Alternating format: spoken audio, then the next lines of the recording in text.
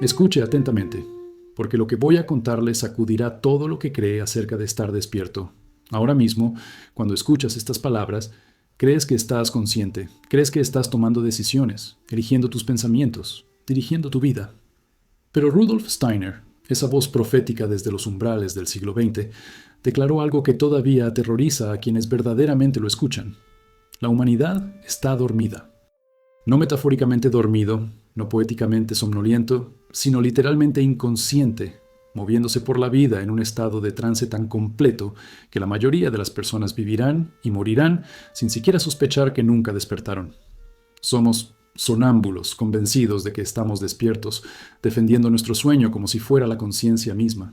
La validación científica existe, fragmentada entre la neurociencia y la psicología.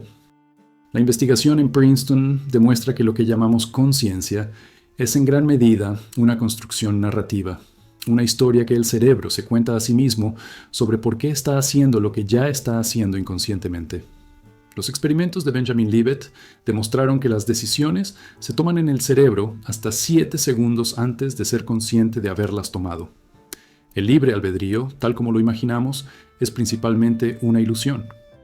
La investigación de Harvard sobre la automaticidad revela que el 95% del comportamiento humano opera por debajo de la conciencia, impulsado por patrones, condicionamientos y programación cultural.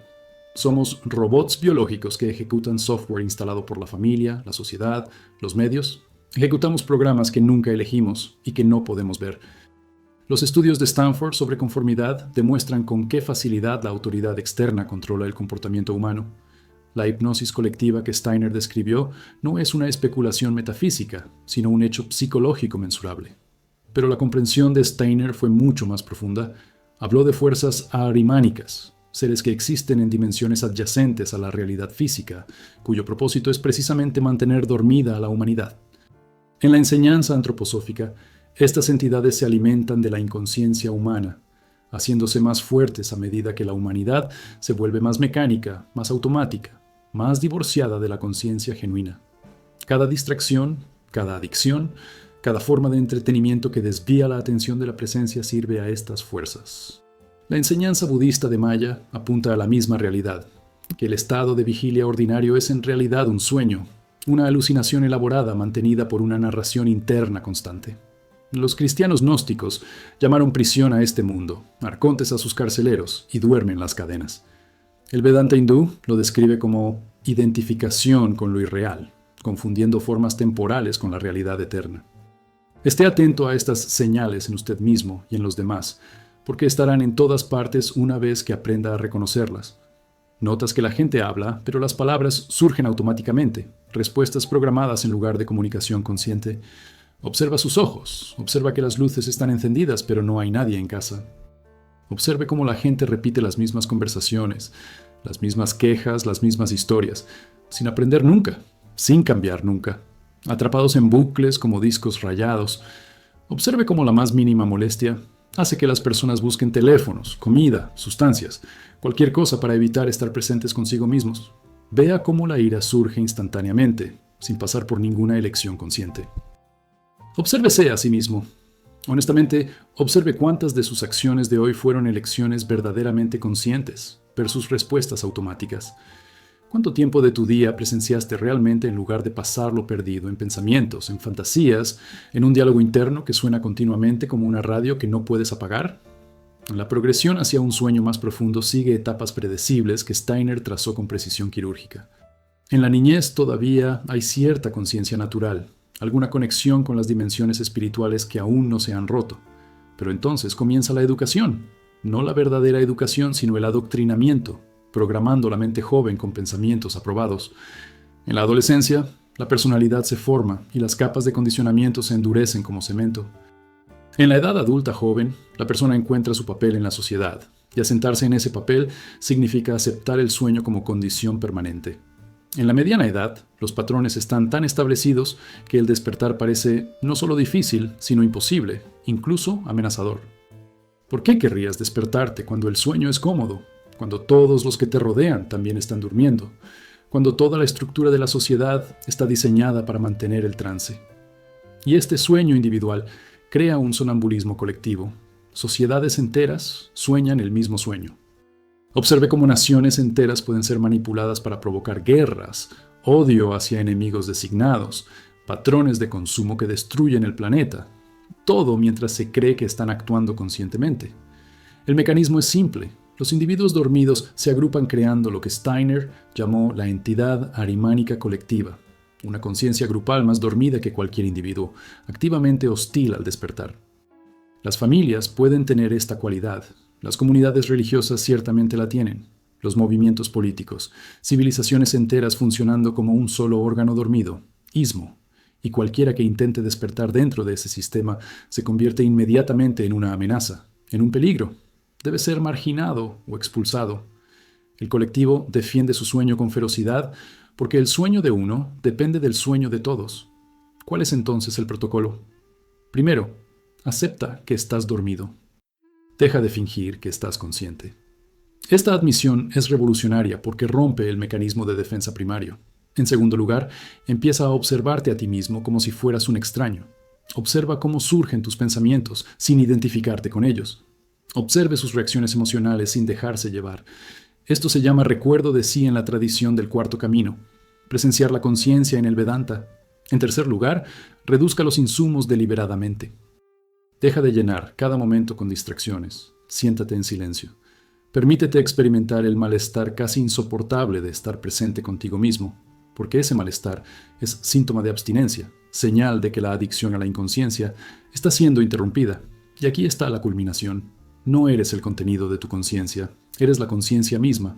No eres tus pensamientos, emociones, sensaciones, ni tu cuerpo, ni tu personalidad. Eres el espacio consciente en el que todo esto aparece.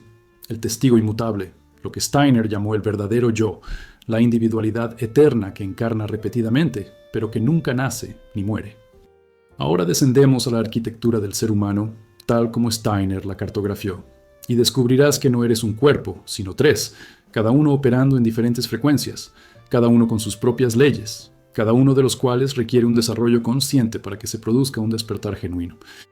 La mayoría de las personas se identifican completamente con el cuerpo físico, creyendo que son este traje de carne que camina por ahí, sin sospechar nunca que la forma física es simplemente la vibración más densa y lenta de un ser que se extiende a dimensiones que la mayoría no puede percibir.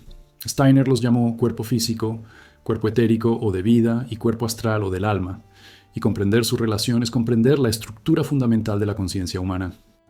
Esto no es teoría, es una realidad observable, una vez que desarrollas los órganos de percepción para verlo. Y esos órganos pueden desarrollarse sistemáticamente a través de prácticas que Steiner describió con precisión y que la espiritualidad moderna ha perdido en gran medida. Los correlatos científicos existen, aunque la ciencia convencional no utiliza la terminología de Steiner. El cuerpo físico es obvio, estudiado por la medicina y la biología convencionales. Pero el cuerpo etérico se correlaciona con lo que los investigadores modernos llaman el biocampo, patrones electromagnéticos que rodean a los organismos vivos y que ahora pueden medirse con equipos sensibles. Estudios en institutos como HeartMath han documentado campos electromagnéticos generados por el corazón que se extienden a varios metros del cuerpo, y la investigación sobre biofotones muestra que las células vivas emiten luz coherente, lo que Steiner describió como fuerzas etéricas. El cuerpo astral se correlaciona con lo que la neurociencia llama la red de modo predeterminado, ese aspecto de la conciencia que genera pensamientos, emociones, narrativas internas y la dimensión psicológica. La investigación sobre experiencias cercanas a la muerte, en particular el trabajo de Pim, Van Lommel y Samparnia, proporciona evidencia de que la conciencia puede funcionar independientemente del cerebro físico, lo que sugiere la realidad de los cuerpos sutiles que sobreviven a la muerte física. Cada tradición espiritual auténtica describe estos múltiples niveles del ser humano utilizando diferentes lenguajes. En la filosofía del yoga se habla de los koshas, envolturas que rodean al verdadero yo. Annamaya Kosha es el cuerpo físico. Pranamaya Kosha es el cuerpo etérico o energético.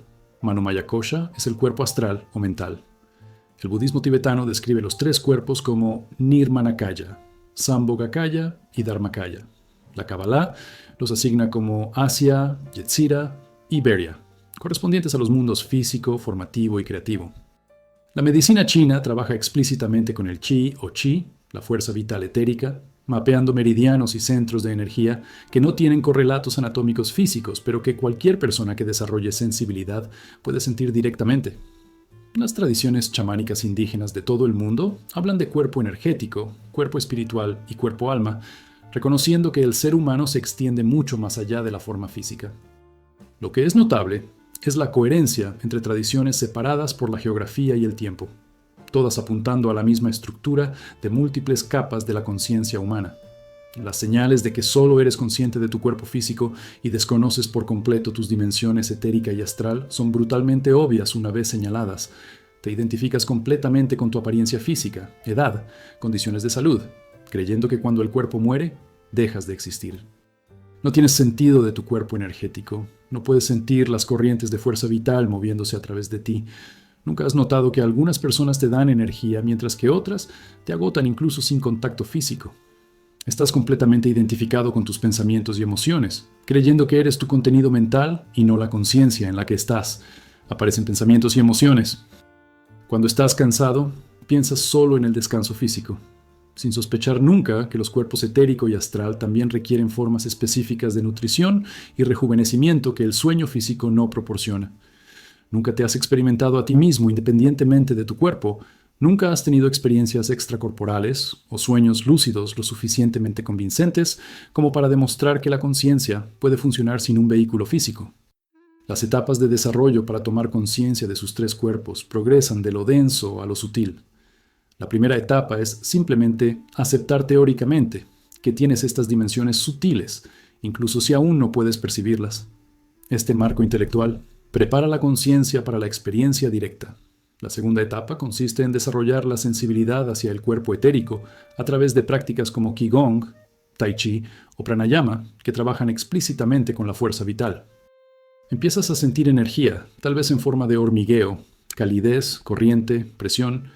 Inicialmente es sutil, fácilmente descartable como imaginación, pero gradualmente se vuelve innegable. La tercera etapa es aprender a dirigir conscientemente tu energía etérica a través de la atención y la respiración, descubriendo que la energía sigue a la conciencia. La cuarta etapa es tomar conciencia de tu cuerpo astral a través de prácticas como la meditación y los sueños lúcidos. Observas tus pensamientos y emociones desde fuera de ellos, reconociendo que no eres ellos, sino la conciencia testigo.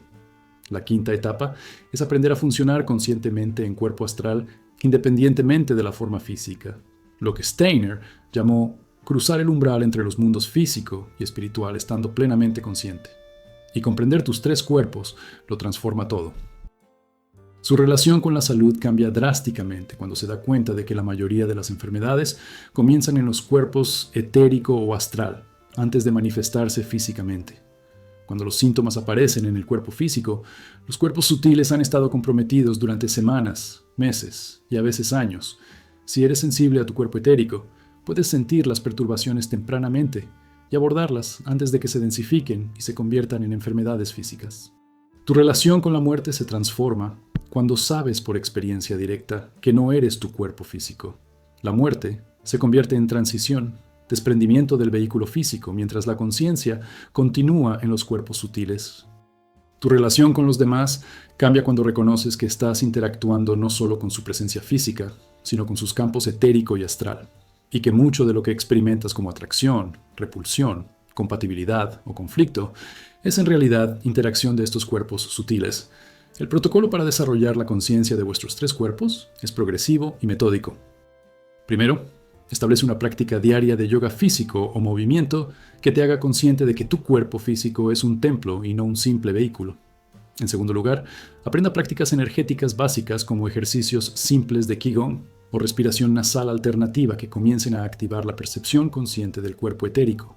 Dedique 10 minutos al día simplemente a sentarse y sentir la energía sutil en sus manos, su columna vertebral y sus centros de energía. En tercer lugar, establezca una práctica de meditación centrada en presenciar los pensamientos sin identificarse con ellos, observar las emociones sin sentirse abrumado y desarrollar la capacidad de ser consciente de su cuerpo astral en lugar de identificarse inconscientemente con él. Cuarto, lleve un diario de sueños y comience a trabajar con sueños lúcidos, aprendiendo a mantener la conciencia durante el estado de sueño cuando el cuerpo físico está inactivo, pero el cuerpo astral está completamente activo. Quinto, estudie los ejercicios específicos de Steiner para desarrollar la percepción etérica y astral, descritos en su libro Conocimiento de los Mundos Superiores.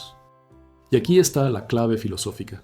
Tú no eres ninguno de estos cuerpos, ni el físico, ni el etérico, ni el astral. Eres el yo eterno, la conciencia que utiliza estos vehículos, pero que nunca está limitada a ellos, nunca definida por ellos. El cuerpo físico es tu instrumento para actuar en el mundo físico. El cuerpo etérico es su instrumento para mantener la vida y conectarse con las fuerzas vitales de la naturaleza y el cosmos. El cuerpo astral es tu instrumento para pensar, sentir y experimentar la realidad psicológica. Pero tú, tu verdadero yo, tu conciencia, estás más allá de los tres, eterno e inmutable, siendo testigo de las formas cambiantes sin ser tocado por ellas. Esto es lo que Steiner quiso decir con el yo espiritual, la conciencia despierta que ha reconocido su verdadera naturaleza y ya no se identifica con vehículos temporales. Y lo increíble es que este reconocimiento, este despertar a tu verdadera naturaleza más allá de los tres cuerpos, está disponible ahora mismo, no como un logro futuro, sino como una realidad presente, que simplemente necesita ser reconocida conscientemente, como recordar algo que siempre supiste, pero que de alguna manera olvidaste. Prepárate, porque lo que sigue desmantelará los cimientos sobre los que has construido toda tu vida. La sensación de que eres un yo fijo y continuo, un yo que persiste a través del tiempo, tomando decisiones, teniendo experiencias, acumulando recuerdos. Steiner, como el Buda antes que él y los místicos despiertos después de él, declaró que este sentido fundamental del yo era una ilusión elaborada, una construcción de la memoria, el hábito y la identificación de manera tan convincente que cuestionarlo se siente como cuestionar la realidad misma. Pero aquí está la devastadora verdad. Esa persona que crees que eres, con su historia, personalidad y preferencias, en realidad no existe como una entidad sólida. Es una constelación de fenómenos cambiantes que has tomado erróneamente como sujetos inmutables, patrones temporales que has confundido con el yo permanente. Y esta confusión, este caso de identidad equivocada, es la raíz de todo sufrimiento, de todo miedo, de todo el apego desesperado que caracteriza la existencia humana. La neurociencia ha tropezado hacia esta verdad a pesar de sí misma. La investigación realizada por Michael Gazzaniga en pacientes con cerebro dividido reveló que el hemisferio izquierdo del cerebro crea constantemente narrativas para explicar comportamientos generados por el hemisferio derecho, inventando literalmente historias para mantener la ilusión de un yo unificado. Los estudios sobre la memoria realizados por Elizabeth Loftus demostraron que los recuerdos no son grabaciones fieles, sino narrativas constantemente reconstruidas, que cambian cada vez que se recuerdan. La investigación sobre el yo, realizada por Thomas Metzinger y otros, sugiere que la sensación de ser un yo es generada por procesos cerebrales, una ficción útil para navegar la realidad social, pero que no corresponde a ninguna entidad real. Los estudios sobre neuroplasticidad muestran que el cerebro cambia constantemente, que no hay dos momentos idénticos, lo que hace que la idea de un yo fijo sea neurológicamente imposible. La investigación, que utiliza imágenes cerebrales, muestra que no hay ningún centro en el cerebro donde se encuentre usted. No hay ningún homúnculo, ninguna personita dentro de tu cabeza viendo el espectáculo. Solo hay procesos, patrones, flujos de información, ninguno de los cuales constituye un yo en la forma en que intuitivamente creemos. Las enseñanzas tradicionales han estado gritando esta verdad durante milenios. La doctrina del Buda de Anatta o Anatman, el no-yo, es la piedra angular del despertar budista. Enseñó que lo que llamamos yo son en realidad 5 agregados: forma, sensación, percepción, formaciones mentales y conciencia, ninguno de los cuales constituye un yo permanente. Cuando buscas a ti mismo, solo encuentras estos fenómenos cambiantes.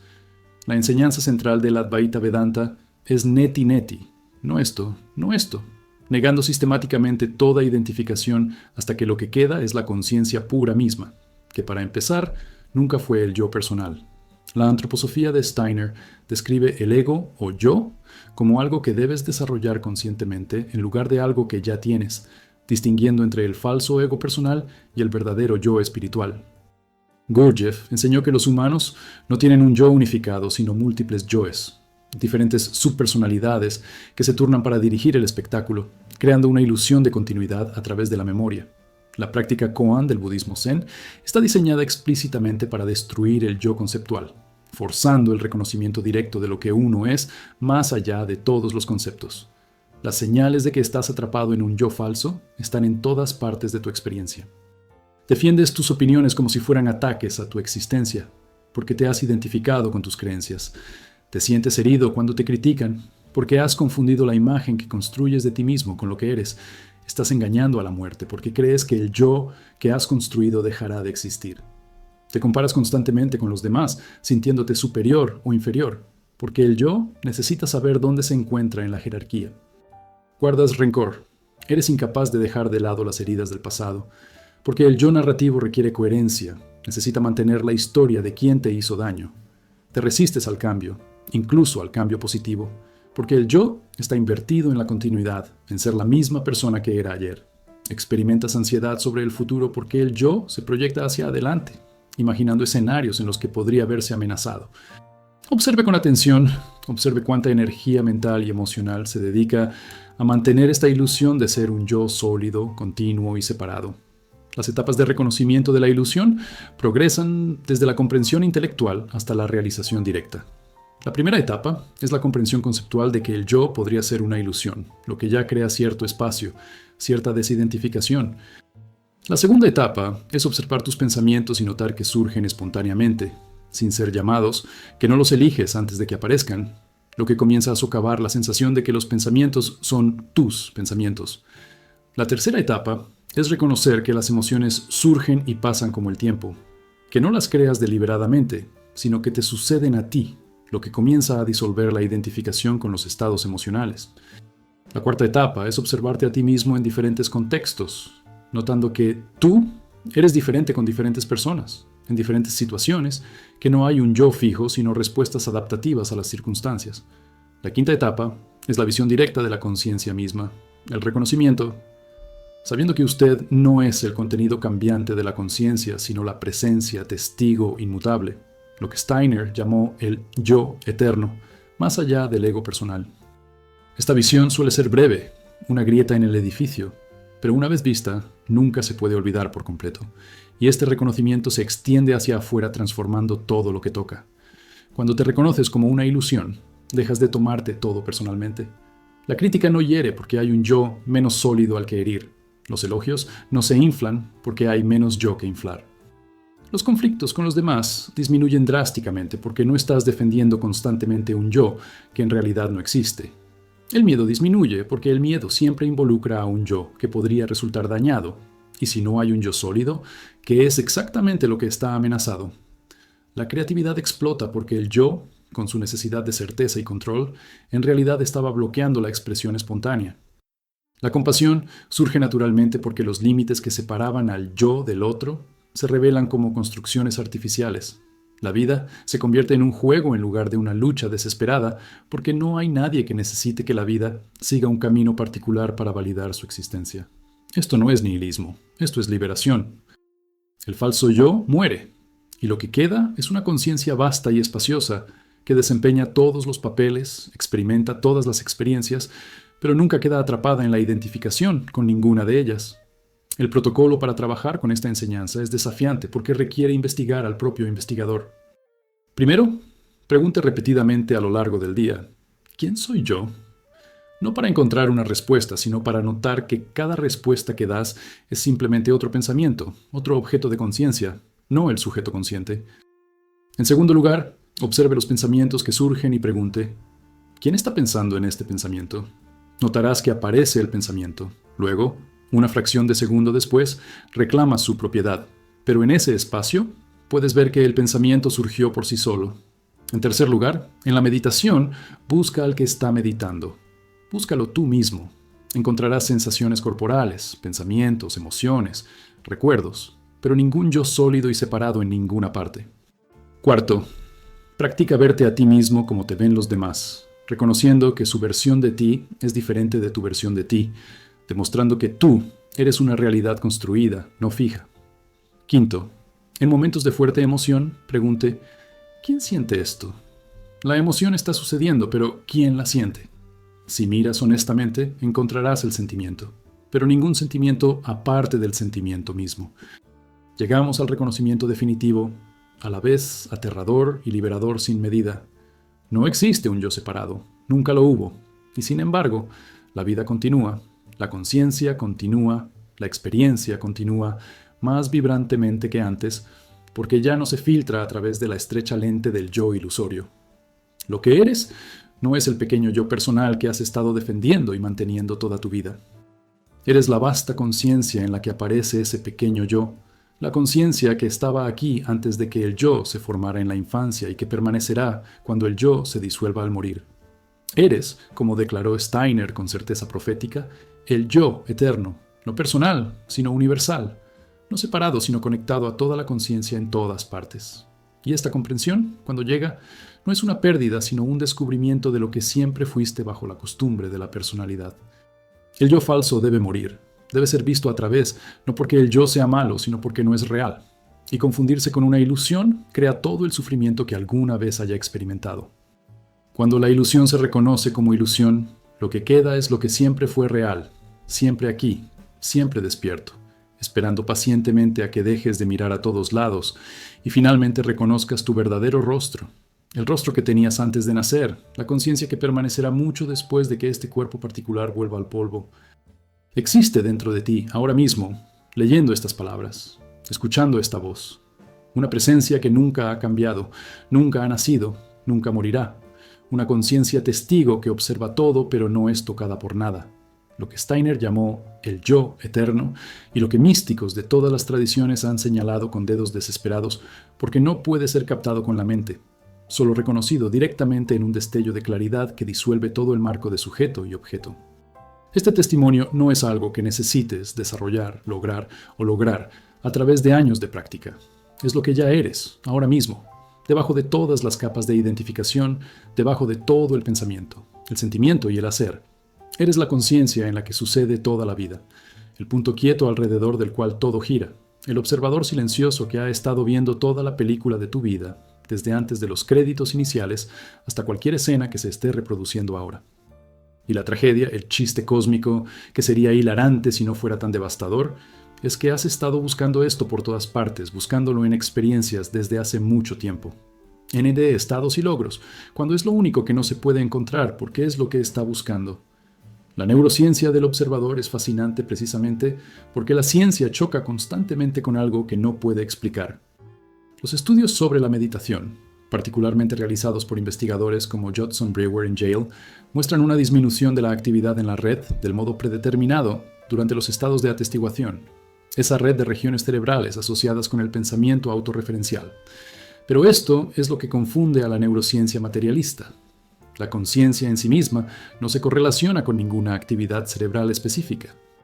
Se pueden mapear correlatos neuronales de pensamientos, emociones, percepciones, pero la conciencia misma, el hecho de ser consciente, no se ilumina en los escáneres cerebrales porque no es generada por el cerebro, sino recibida por él, como un televisor recibe una señal sin crear la transmisión.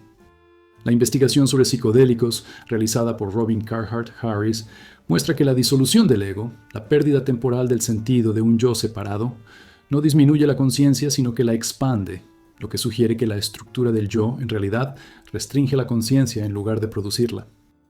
Los estudios sobre experiencias cercanas a la muerte revelan que la conciencia continúa cuando la actividad cerebral ha cesado, documentando casos en los que los pacientes informaron con precisión eventos durante periodos de muerte clínica, cuando ninguna actividad neuronal debería haber sido posible según el paradigma materialista. Cada tradición que penetró más allá de la espiritualidad superficial llegó a este reconocimiento de la conciencia testigo. En Vedanta lo llaman Sakshi, el testigo eterno que observa el juego de la existencia sin involucrarse en él. Los Upanishads declaran Tat Tvam Asi, tú eres eso, señalando la identidad entre la conciencia individual y la conciencia universal. El budismo habla de Rigpa, conciencia pura, que existe antes y más allá de toda elaboración conceptual. El famoso koan del Zen, ¿cuál era tu rostro original antes de que nacieran tus padres?, apunta directamente a esta conciencia que precede a la identidad personal. El misticismo cristiano, particularmente en Meister Eckhart, habla del fundamento del ser, la conciencia como realidad fundamental de la cual emergen todos los fenómenos. El sufismo describe al amigo, la presencia divina que está simultáneamente dentro y más allá de ti, tu verdadera naturaleza. Incluso la filosofía moderna, en la fenomenología de Edmund Husserl y Maurice Merleau-Ponty, reconoce que la conciencia pura, el sujeto trascendental, nunca puede ser completamente objetivado porque es la condición previa para toda objetivación. las señales de que has perdido contacto con el testigo, de que estás completamente identificado con pensamientos y emociones en lugar de permanecer como conciencia misma, son continuas e implacables en la conciencia ordinaria. Crees que eres tus pensamientos, ese diálogo interno que se ejecuta constantemente. Cuando el pensamiento dice, estoy ansioso, crees que eres ansiedad, en lugar de que la conciencia perciba la ansiedad. Te pierdes en las emociones, te dejas llevar por la ira, el miedo o el deseo, olvidando que estos son patrones climáticos que se mueven a través de la conciencia, no la conciencia misma. Te atribuyes el mérito de los buenos resultados y te culpas por los malos, sin reconocer nunca que ambos son simplemente sucesos que ocurren en el campo de la conciencia. Sientes que estás dentro de tu cabeza, mirando a través de tus ojos, atrapado en el cuerpo, cuando en realidad la conciencia es el espacio en el que aparece el cuerpo. Experimentas el tiempo como una realidad pesada en lugar de una superposición conceptual sobre el presente atemporal en el que habita la conciencia. Temes la muerte del cuerpo porque te has identificado completamente con el cuerpo, olvidando que la conciencia que observa el cuerpo no se ve afectada por lo que le sucede. Las etapas de reconocerse a sí mismo como testigo siguen una progresión desde la comprensión conceptual hasta la realización directa.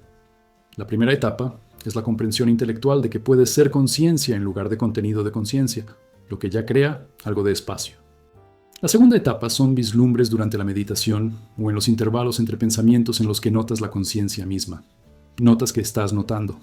Estas lagunas son breves pero reveladoras. La tercera etapa consiste en descansar deliberadamente como testigo durante las actividades diarias, manteniendo un hilo de conciencia que observa cómo surgen los pensamientos, cómo se mueven las emociones y suceden las acciones, sin perderse por completo en ellas. Esto es lo que Gurdjieff llamó recuerdo de sí. La cuarta etapa es reconocer que el testigo siempre ha estado presente, que siempre has estado consciente, pero que estabas demasiado distraído por el contenido como para notar el contexto. La quinta etapa es permanecer estable como testigo, lo que Ramana Maharshi llamó Sahaja Samadhi, donde la conciencia de la conciencia se vuelve continua, sin esfuerzo, el estado natural que siempre estuvo ahí bajo la agitación de la búsqueda. Y este reconocimiento lo transforma todo, aunque irónicamente nada cambia excepto la perspectiva. El testigo no soluciona tus problemas, no te hace especial, no elimina las dificultades de la existencia humana, pero proporciona una base inquebrantable, aún NT en el mundo cambiante. Cuando te conoces a ti mismo como conciencia, los pensamientos todavía surgen pero no te definen. Las emociones aún fluyen pero no te abruman. El cuerpo envejece y eventualmente muere, pero te reconoces como lo que nunca nació. Las relaciones se vuelven más fáciles porque no proyectas constantemente la necesidad de validación en los demás. El trabajo se vuelve más creativo porque no estás atrapado en la identidad limitada del dolor. El sufrimiento no desaparece, pero tu relación con él cambia fundamentalmente. El dolor todavía se siente, pero ya no hay sufrimiento por el sufrimiento. No hay resistencia que cree un tormento psicológico secundario. La vida continúa exactamente como antes, pero de manera completamente diferente, porque has descubierto lo que eres, debajo de todas las costumbres, todas las historias, todas las identificaciones que crearon la sensación de ser un yo pequeño, separado y vulnerable. El protocolo para despertar y ser testigo de la conciencia es despiadadamente simple, aunque nada fácil. Primero, durante la meditación, pregúntese, ¿quién está meditando? Busque al meditador. Encontrarás el cuerpo sentado, los pensamientos fluyendo, pero ninguna entidad separada haciendo la meditación. Esta ausencia es la presencia que buscas. En segundo lugar, a lo largo del día, haga una pausa y observe. Soy consciente. No pienses en la conciencia, simplemente reconoce el hecho de ser consciente. Haga esto repetidamente hasta que la conciencia de la conciencia se vuelva familiar. En tercer lugar, cuando surjan pensamientos, no los sigas ni luches contra ellos. Observa que eres el espacio en el que los pensamientos aparecen y desaparecen, como el cielo en el que las nubes van y vienen. Cuarto, observar las emociones sin identificarse con ellas. En lugar de estoy enojado, reconozca que la ira está presente en la conciencia. Este pequeño cambio en el lenguaje refleja un cambio masivo en la identidad. Quinto, practique lo que Ramana Maharshi llamó autoindagación. Pregunta constantemente, ¿quién soy yo? No para encontrar una respuesta, sino para reconocer que cada respuesta es simplemente otro objeto más en la conciencia, no el sujeto consciente en sí. Llegamos a la enseñanza definitiva, sencilla y demoledora. No eres lo que crees que eres. No eres tu cuerpo, ni tu mente, ni tu historia, ni tu futuro, ni tus logros o fracasos, ni tus relaciones, ni tus pensamientos, emociones o sensaciones. Eres la presencia consciente en la que todo esto aparece. La conciencia que estaba aquí antes de que nada apareciera y que permanecerá después de que todo desaparezca. Esto es lo que Steiner quiso decir cuando habló del verdadero yo, la individualidad eterna que se reencarna a través de múltiples vidas pero que nunca nace ni muere. La conciencia misma que utiliza formas temporales para experimentarse a sí misma, para conocerse a sí misma, para despertar a sí misma. Y lo extraordinario, la verdad que hace que toda búsqueda espiritual sea en última instancia absurda, es que tú ya eres esto. No necesitas convertirte en testigo, tú eres el testigo, siempre has sido el testigo, nunca podrías ser otra cosa que el testigo. Lo que se requiere no es un logro, sino reconocimiento. No lograr algo nuevo, sino ver lo que siempre estuvo aquí, más cerca que tu respiración, más íntimo que tus pensamientos. La única constante en cada experiencia cambiante, la conciencia misma, presenciando la película de la existencia sin quedar nunca atrapado en ella, eterna y libre y absolutamente aquí, ahora, siempre. Ahora entramos en territorio peligroso, el reino que Steiner llamó el umbral entre los mundos físico y espiritual. Y esto es lo que casi ningún maestro espiritual moderno te dirá. Hay fuerzas, inteligencias, entidades cuya función entera es impedir tu despertar.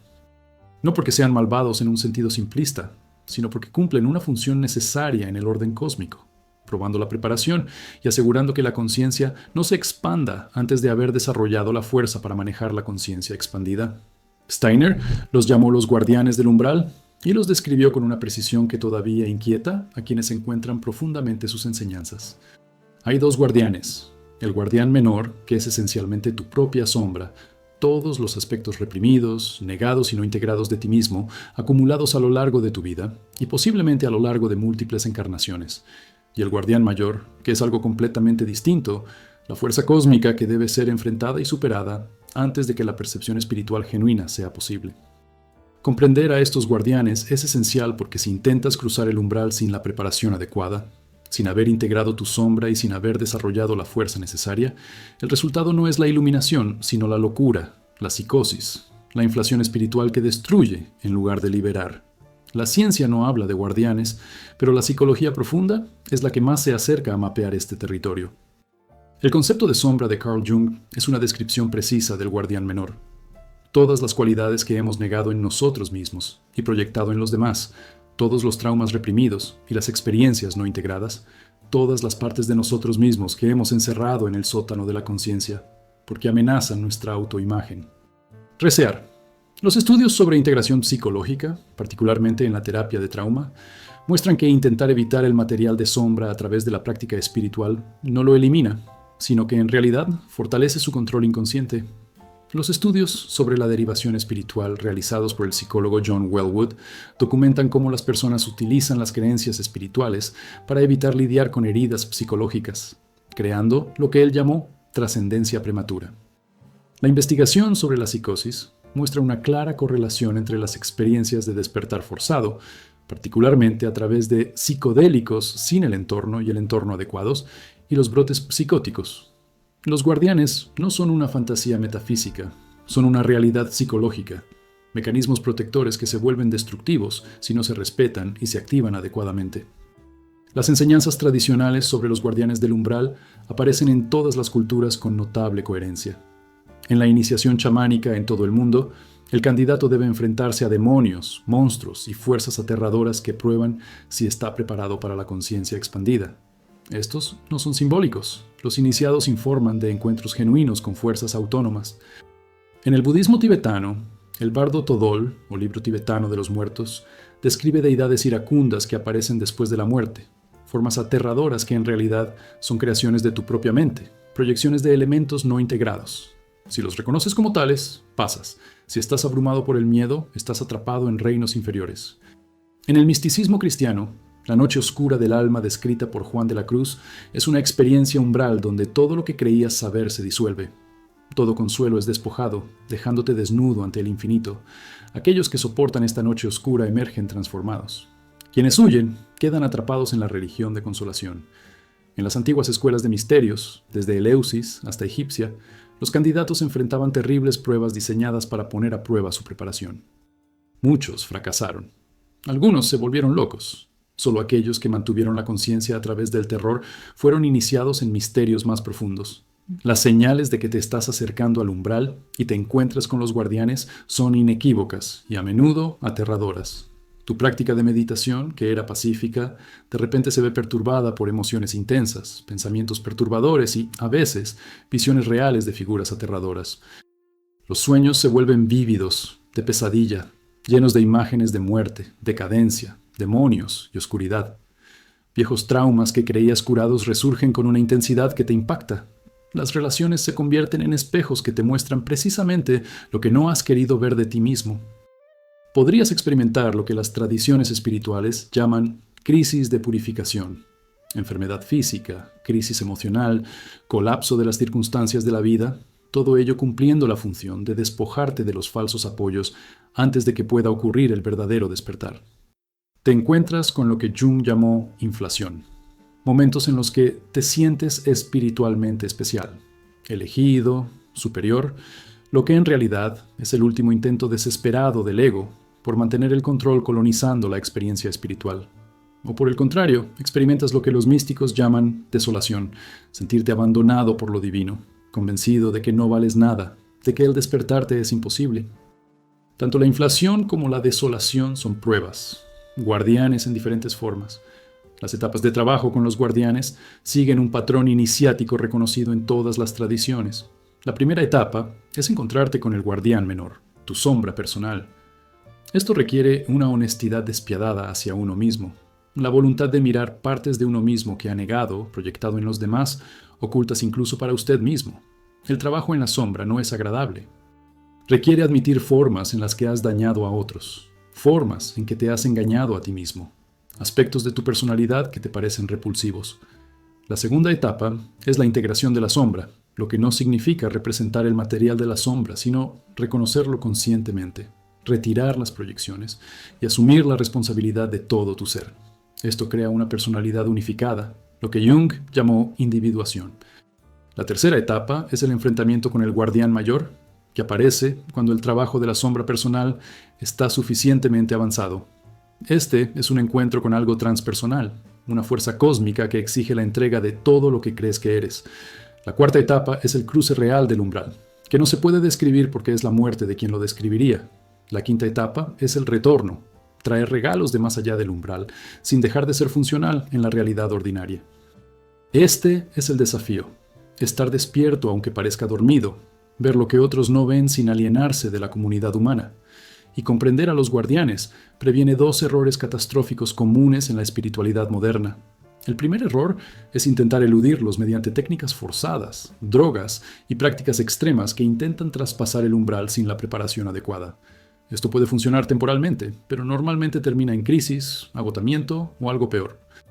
Los guardianes existen por la razón, obligándote a desarrollar fuerza antes de expandir la conciencia. El segundo error es negar que los guardianes existen. Tratar, considerando la espiritualidad como todo luz y amor, negándose a reconocer sombras, tinieblas y dificultades. Esto crea un bypass espiritual, personas que hablan el lenguaje de la iluminación, pero que no han hecho el trabajo real, que permanecen psicológicamente inmaduras, a pesar del vocabulario espiritual. Ambos errores provienen de la misma fuente: querer despertar sin pagar su precio, querer transformación sin sufrir la muerte del falso yo, querer el tesoro sin enfrentar al dragón que lo custodia. El protocolo de trabajo con los guardianes es exigente pero claro. Primero, establezca una base sólida en prácticas básicas: meditación regular, ejercicio físico, relaciones saludables, circunstancias de vida estables. No intentes realizar trabajos avanzados si tus conceptos básicos no son sólidos. En segundo lugar, comience el trabajo en la sombra, ya sea mediante la autoindagación o preferiblemente con un terapeuta o guía capacitado. Haga una lista de todas las personas a las que resiente, a todas las personas a las que juzga y pregunte: ¿qué cualidad veo en ellos que he negado en mí mismo? En tercer lugar, cuando surja material perturbador, no lo alejes ni lo consientas. Obsérvalo conscientemente. Tráelo conciencia. Permítele estar presente sin actuarlo ni reprimirlo. Cuarto, desarrollar lo que Steiner llamó fuerza moral, mediante la práctica deliberada de virtudes: coraje, honestidad, compasión y paciencia. Estas no son moralidad pasada de moda. Son habilidades de supervivencia para el trabajo de umbral. Quinto, encuentre una comunidad de otras personas que hagan este trabajo. Esto no se puede hacer solo. Necesitas a otros que puedan mantener el espacio cuando te estás desmoronando, que puedan denunciar tu inflación, que puedan confirmar que no estás loco cuando la realidad ordinaria empieza a parecer muy extraña. Llegamos a un reconocimiento aleccionador. El camino hacia el despertar no es suave, ni seguro, ni cómodo. Requiere enfrentar todo lo que has pasado tu vida evitando, morir a todo aquello en lo que te has convertido, entregar el control a algo mucho más grande que la voluntad personal. Los guardianes se encuentran en el umbral por una buena razón, para garantizar que solo aquellos que estén preparados para manejar la conciencia expandida tengan acceso a él. Muchos son llamados, pocos son elegidos, no porque alguna autoridad cósmica esté siendo selectiva, sino porque pocos tienen la fuerza, el coraje y la desesperación para hacer lo que se requiere. La mayoría de la gente prefiere un sueño confortable a un despertar aterrador. Y está bien, no hay ningún juicio en esto. Pero si has escuchado la llamada, si algo en ti se niega a permanecer dormido por muy aterradora que sea la perspectiva de despertar, entonces debes enfrentarte a los guardianes. No hay forma de evitarlos, solo a través de ellos. Y por otro lado, si sobrevives al cruce, si integras lo que te exigen que integres, si mueres a lo que te exigen que mueras, lo que te espera no es un estado de felicidad, sino algo mucho más valioso. La capacidad de ver la realidad directamente, de vivir de la verdad en lugar de la ilusión, de estar genuinamente despierto en un mundo de durmientes. Esto es lo que Steiner llamó iniciación y sigue estando disponible para cualquiera que esté dispuesto a pagar su precio. Aquí nos enfrentamos a la enseñanza que hace que todos los buscadores finalmente regresen, el precio que se debe pagar por un despertar genuino. Todo lo que piensas debe morir. No morir metafóricamente, no transformarse poéticamente, sino que en realidad dejar de existir como principio organizador de la conciencia. El falso yo, esa construcción de memoria, deseo y miedo que llamas yo, esa identidad que has pasado toda tu vida construyendo, defendiendo y mejorando, debe ser completamente desmantelada, quemada en el fuego de la conciencia, hasta que no quede nada más que lo que siempre fue real bajo la costumbre. Steiner habló de esto como una crisis necesaria en el camino de la iniciación, momento en el que la vieja conciencia muere y nace una nueva conciencia. Y advirtió con gravedad profética que muchos de los que llegan a este punto huyen aterrorizados a la cómoda prisión de la conciencia ordinaria, en lugar de sufrir la muerte que exige el despertar. Porque no nos equivoquemos, esto es la muerte, tan real como la muerte física, quizás más real, la muerte de quien piensa, de quien se preocupa, de quien planifica, de quien teme, de quien se aferra, de quien se cree una entidad separada que navega en un mundo hostil. La neurociencia ha documentado lo que sucede durante las experiencias de muerte del ego, particularmente a través de investigaciones sobre psicodélicos realizadas por Robin Carhart Harris y otros. Las imágenes cerebrales muestran que la disolución del ego se corresponde con una disminución de la actividad en la red del modo predeterminado, esa constelación de regiones del cerebro que mantienen el sentido de uno mismo a lo largo del tiempo, generando la narrativa que crea la continuidad de la identidad. Cuando la actividad de esta red disminuye drásticamente, los límites del yo se disuelven. Los sujetos relatan experiencias de unidad con el cosmos, disolución de la separación entre uno mismo y el otro, confrontación con el vacío, sensación de morir. Estas no son alucinaciones, son experiencias directas de cómo es la conciencia cuando la estructura del yo deja de funcionar temporalmente. La investigación sobre experiencias místicas realizada por Roland Griffiths, usando psilocibina, muestra que los individuos que se someten a un proceso completo de ego. La muerte a menudo la clasifica como una de las experiencias más significativas de sus vidas, comparable al nacimiento de un hijo o la muerte de un padre. Y estas experiencias se correlacionan con cambios psicológicos positivos duraderos. Pero esto es lo que la investigación no puede captar del todo. El terror absoluto del momento en el que te das cuenta de que tú, como siempre te has conocido, estás a punto de dejar de existir, y no hay garantía de que algo quede. Las enseñanzas tradicionales sobre la muerte necesaria del falso yo son inequívocas y aterradoras. Jesús lo dijo explícitamente. Si el grano de trigo no cae en la tierra y muere, queda solo. Pero si muere, da mucho fruto. No estaba hablando simbólicamente de mejora moral, sino describiendo la muerte real del ego necesaria para el renacimiento en espíritu. El místico sufí Rumi escribió: «Muere antes de morir», señalando la necesidad de sufrir la muerte del ego mientras aún estamos vivos en el cuerpo físico. La enseñanza budista habla de una gran muerte que debe preceder al gran despertar, momento en el que incluso quien busca el despertar debe morir. Los maestros Zen crearon koans específicamente diseñados para matar la mente conceptual, para llevar la conciencia al límite donde se rompe por completo o salta a modos de conocimiento completamente diferentes. En las tradiciones alquímicas, la etapa de nigredo o ennegrecimiento es la muerte y putrefacción necesaria de la materia base, antes de que pueda ocurrir la transformación en oro. No hablaban metafóricamente de procesos químicos, sino que describían la muerte psicológica que deben sufrir los iniciados. En el misticismo cristiano, la crucifixión no es solo un evento histórico, sino un modelo para la muerte espiritual, el momento en que todo está perdido, cuando Dios mismo parece ausente, cuando no hay nada a qué aferrarse ni a dónde ir excepto a la oscuridad. Las señales de que te acercas a esta muerte son inequívocas si eres honesto contigo mismo. Todo lo que alguna vez dio significado comienza a sentirse vacío. Logros en los que trabajaste para sentirlo sin sentido. Las relaciones que te definen se sienten vacías. Las creencias que tenías comienzan a desmoronarse. Tu sentido de quién eres se vuelve cada vez más inestable, fragmentado, como si estuvieras perdiendo el control de tu propia identidad. Podría aparecer la depresión, no una depresión clínica que requiera medicación, sino una depresión existencial. Una noche oscura del alma en la que ya nada tiene sentido y la muerte empieza a parecer menos aterradora que seguir viviendo como has sido.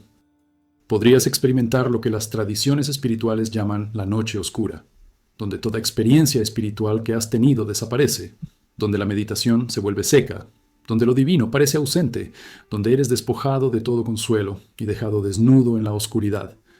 Esto no es un fracaso de la práctica, es la práctica funcionando, disolviendo los falsos soportes antes de que pueda ocurrir el verdadero despertar. O puedes experimentar un miedo tan intenso que se siente como si estuvieras muriendo, ataques de pánico, la sensación de que te estás volviendo loco, de que estás perdiendo la cabeza. Estás perdiendo la cabeza. Eso es exactamente lo que se supone que debe suceder. Las etapas de la muerte del ego siguen un patrón que las tradiciones espirituales han trazado durante siglos. La primera etapa es el reconocimiento de que tu identidad actual está causando sufrimiento, que el yo que has construido ya no funciona.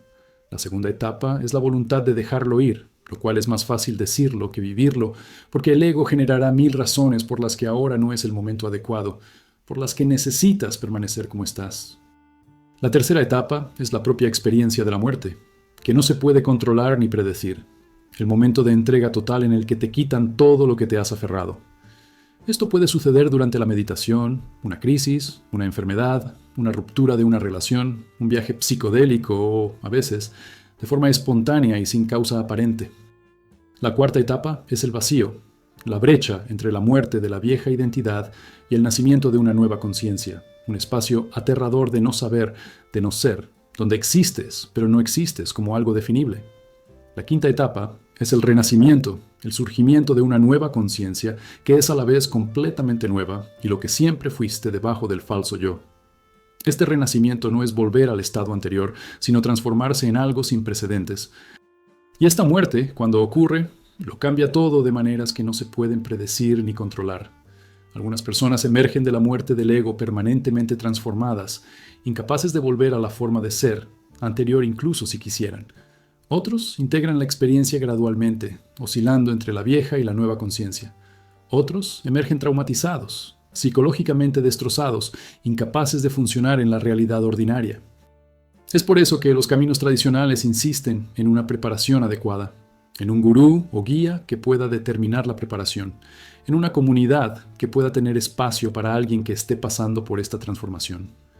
La espiritualidad moderna, con sus talleres de fin de semana y sus promesas de iluminación instantánea, subestima enormemente lo que realmente se necesita, lo que realmente está en juego.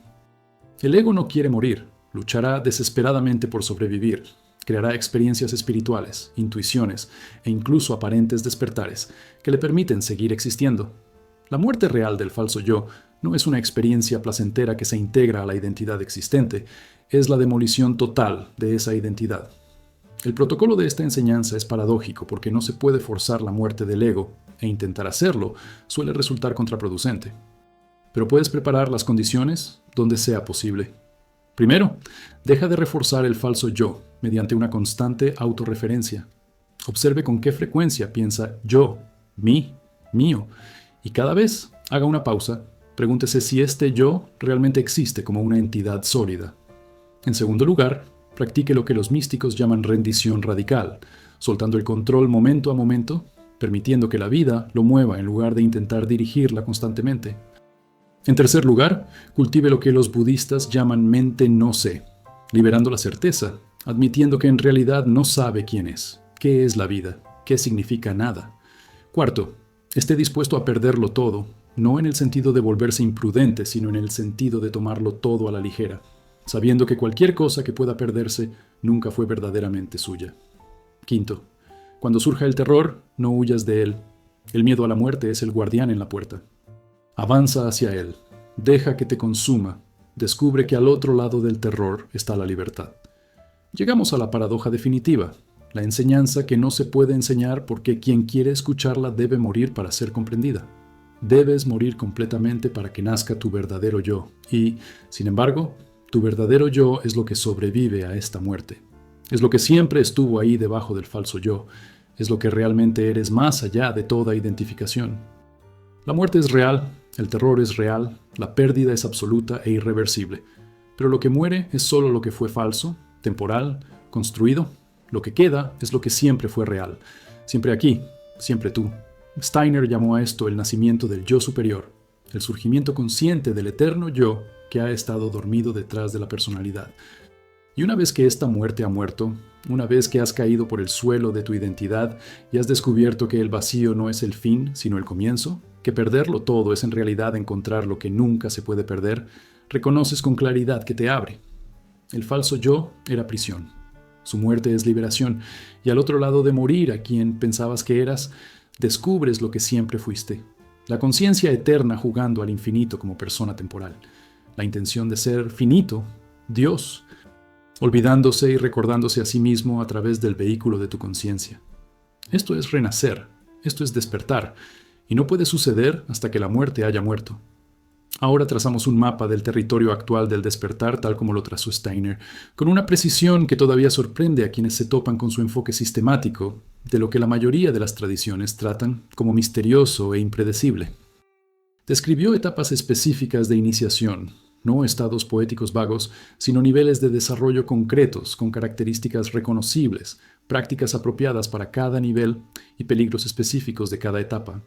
Esto es crucial porque la espiritualidad moderna trata el despertar como un evento único, ya sea que estés iluminado o no, cuando el desarrollo real de la conciencia sigue un patrón evolutivo que abarca años, décadas y, a veces, múltiples vidas. Comprender estas etapas previene dos errores catastróficos. Pensar que estás más avanzado de lo que estás, lo que lleva a la inflación espiritual, y pensar que estás menos avanzado, lo que lleva a una desesperación innecesaria. El camino es largo, el trabajo exigente, pero sistemático, cognoscible y disponible, para cualquiera que esté dispuesto a emprenderlo con sinceridad y perseverancia. La psicología del desarrollo se ha puesto al día con lo que las tradiciones esotéricas siempre supieron. La conciencia se desarrolla en etapas, cada una de las cuales se basa en las anteriores. Cada una de ellas es necesaria y ninguna se puede omitir. Las investigaciones de Jean Piaget sobre el desarrollo cognitivo, Lawrence Kohlberg sobre el desarrollo moral y más recientemente las de Ken Wilber que sintetizan los modelos orientales y occidentales, apuntan todas a la teoría de etapas del desarrollo humano. La investigación en neurociencia muestra que el cerebro continúa desarrollándose a lo largo de la vida, particularmente en las regiones corticales superiores, asociadas con el pensamiento abstracto, el razonamiento moral y la autorreflexión. Los estudios sobre practicantes de meditación realizados por Richard Davidson y otros, documentan cambios mensurables en la estructura y función del cerebro correspondientes al nivel de práctica, lo que demuestra que el desarrollo contemplativo produce cambios objetivos en la arquitectura neuronal. La investigación sobre el desarrollo postconvencional realizada por Susan Cook-Greuter y otros identifica etapas más allá del desarrollo adulto normal, donde la identidad se vuelve cada vez más fluida, la perspectiva cada vez más integral y la capacidad para la paradoja y la complejidad aumenta dramáticamente. La ciencia está descubriendo lo que los iniciados siempre supieron. La evolución de la conciencia es real, sigue patrones predecibles y puede cultivarse sistemáticamente. Los sistemas de iniciación tradicionales describen todas las etapas. En la antroposofía de Steiner hay preparación, iluminación e iniciación propiamente dicha, cada una con subetapas. En el yoga hay 8 ramas que van desde yama y niyama, pasando por dhyana hasta samadhi. En el budismo hay mapas detallados del progreso desde las prácticas preliminares, pasando por las etapas de shamatha y vipassana, hasta varios niveles de realización. En Kabbalah hay un viaje a través de 10 sefirot desde Malkut hasta Kether. En el misticismo cristiano hay un camino purgativo, un camino iluminativo y un camino unitivo. En el sufismo hay etapas en el camino desde la Sharia, pasando por la Tarika hasta la Hakika. Lo que es notable es la coherencia a pesar de las diferentes terminologías. Todas las tradiciones reconocen que el despertar no es un evento único, sino un desarrollo progresivo, que ciertas capacidades deben desarrollarse antes de que otras sean posibles, que intentar saltarse etapas conduce a problemas. Los enfoques modernos que ignoran esta sabiduría acumulada a menudo producen personas con experiencias cumbre, pero sin una transformación sostenida, vislumbres de un despertar sin una base de desarrollo para integrarlas y encarnarlas. Las señales de cada etapa son distintivas si sabes qué buscar. En etapa de preparación, la conciencia se identifica principalmente con el cuerpo físico y emocional, reactiva, impulsada por circunstancias externas, poca conciencia de sí mismo. Alguien en esta etapa podría estar interesado en la espiritualidad pero no haber comenzado una práctica genuina. En la etapa de purificación, que Steiner llamó probación, estás trabajando activamente contigo mismo, desarrollando la autoobservación, comenzando a obtener cierto control sobre las reacciones y encontrando material de sombra. Los signos incluyen aumento de los sueños, aparición de material reprimido, periodos de desorientación a medida que las viejas estructuras comienzan a disolverse. En la etapa de iluminación, la conciencia comienza a desidentificarse de los pensamientos y emociones. Se desarrolla la conciencia testigo. Los momentos de paz y claridad genuinas se vuelven más frecuentes. Los signos incluyen intuiciones espontáneas, sincronicidades, sentimiento de guía, percepción directa de realidades energéticas. En la etapa de unión, los límites entre uno mismo y los demás se vuelven permeables. La identificación con el yo separado se debilita dramáticamente. La compasión surge naturalmente sin esfuerzo. Los signos incluyen la sensación de ser vivido por una inteligencia más amplia, una acción correcta espontánea sin deliberación y una percepción de unidad subyacente a la aparente diversidad. La progresión no es lineal ni permanente. Puedes tener experiencias avanzadas de etapas posteriores y al mismo tiempo seguir funcionando principalmente en etapas anteriores. Puedes regresar bajo estrés, crisis, enfermedad. El desarrollo se parece más a una espiral que a una escalera y examina los mismos problemas en niveles más profundos. Pero hay direccionalidad, un movimiento hacia una creciente complejidad, inclusión, conciencia y libertad. La primera transición importante es de lo prepersonal a lo personal, desarrollando un ego fuerte y saludable y capacidad de pensamiento y acción autónomos. Aquí es donde se detiene la mayor parte de la psicología occidental, pero es solo la mitad del camino. La segunda transición importante es de lo personal a lo transpersonal, comenzando a desidentificarse del ego, conservando sus capacidades funcionales. Aquí es donde comienza el genuino desarrollo espiritual. La tercera transición es de lo transpersonal a lo no dual, el reconocimiento de la conciencia misma como su verdadera naturaleza, trascendiendo incluso al buscador espiritual. Pocos logran esto de forma natural. La mayoría requiere práctica intensa, o gracia, o ambas, y comprender estas etapas previene el materialismo espiritual, utilizando conceptos espirituales para reforzar el ego en lugar de trascenderlo. Alguien que en etapas tempranas adopta un lenguaje de no dualidad es como niños que usan ecuaciones de cálculo que no entienden. Puede parecer impresionante, pero indica confusión, no comprensión. Diferentes prácticas son apropiadas para diferentes etapas. Las primeras etapas requieren una formación básica: ética, concentración, regulación emocional, salud física. Las etapas intermedias requieren una intensa autoindagación, trabajo en la sombra, prácticas energéticas, guiadas por alguien que ha atravesado este territorio. Las últimas etapas requieren la entrega de todo, incluido el camino espiritual mismo, muriendo para quien busca el despertar. Tratar de practicar las enseñanzas de las últimas etapas en las primeras etapas es, en el mejor de los casos, confuso y, en el peor, peligroso. Tratar de permanecer en las prácticas iniciales cuando ya las has superado es estancarte. Cada etapa requiere una medicina diferente, una enseñanza diferente, una guía diferente. El protocolo para recorrer las etapas comienza con una evaluación honesta de dónde se encuentra realmente, no de dónde desea estar o cree que debería estar. Trabaje con profesores o comunidades que puedan proporcionar comentarios objetivos. Práctica adecuada a tu nivel, con disciplina y sinceridad. Tenga paciencia, el desarrollo lleva tiempo y tratar de forzar un progreso más rápido suele resultar contraproducente. Cuando encuentra resistencia, dificultad o estancamiento, eso no es un fracaso, sino una señal de que se requiere un trabajo más profundo al nivel actual antes de avanzar. Documente su proceso mediante un diario, prácticas de seguimiento y anotando cambios a lo largo de meses y años. Encuentra marcadores que indiquen un desarrollo genuino. ¿Eres más amable, más paciente, menos reactivo, más resentirse de? ¿Puedes mantener la conciencia en situaciones difíciles? Estos son mejores indicadores que experiencias espectaculares. Llegamos al reconocimiento liberador. El camino es largo, pero es real. El despertar no es una fantasía, sino una realidad alcanzable. Y estás exactamente donde necesitas estar ahora mismo. Cualquier etapa en la que te encuentres es un punto de partida perfecto, porque es donde realmente te encuentras. Compararse con los demás, desear estar más avanzado, sentirse inadecuado o superior, todo esto es el juego del ego, no tiene nada que ver con el desarrollo real. Cada etapa tiene sus dones, sus desafíos, sus lecciones. Honra el lugar donde estás y permanece abierto a lo que viene. Confía en el proceso que ha sido probado por miles de personas antes que tú, verificado por cada tradición que penetró más allá de la espiritualidad superficial. El destino no es un estado futuro, sino el reconocimiento progresivo de lo que eres ahora mismo, debajo de todas las etapas, debajo de todo el desarrollo, debajo de toda la búsqueda. Ya eres aquello en lo que estás tratando de convertirte, y el camino es simplemente eliminar las capas de identificación errónea que oscurecen esta verdad obvia. Esta es la paradoja del camino. Debes trabajar diligentemente para darte cuenta de que nunca hubo ningún lugar a donde ir ni nada que lograr. Pero sin el trabajo, este reconocimiento sigue siendo un concepto más que una realidad vivida. Steiner habló de algo que suena a misticismo puro hasta que lo experimentas directamente. Los registros akáshicos, una especie de banco de memoria cósmico donde todo lo que ha sucedido, cada pensamiento, acción, emoción, cada vida vivida, existe eternamente como una huella vibratoria accesible a la conciencia entrenada para percibirlo. Esto no es una metáfora, ni un lenguaje poético para la memoria ordinaria.